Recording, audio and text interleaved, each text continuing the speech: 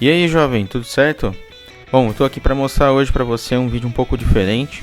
Esse vídeo é de uma manutenção para um amigo meu que eu fiz nesse Rooster de 5 polegadas. Eu fiz toda a manutenção para ele do zero, refiz todas as ligações, todas as soldas, fiz manutenção nos motores e dei de presente para ele aí as peças impressas em 3D. Então acompanha aí essa manutenção nesse time-lapse e no final eu mostro como ele ficou. Valeu!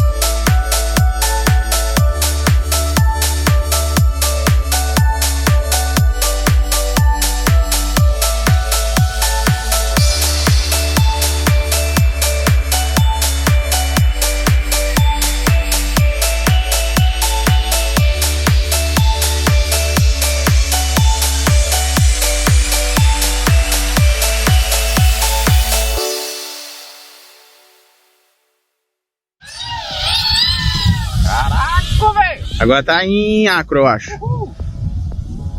Ultra rápido. Nossa senhora. Faz um loop aí, faz uma aceleradinha pra ver como é que tá. Olha, sem próprio wash nenhum, velho. Não deu nem uma tremidinha. Mas o flat é da hora, cara. É quase que reaprender a voar. É sério, é tudo... É, acostumar com a sensação dele de novo. Aí, ó.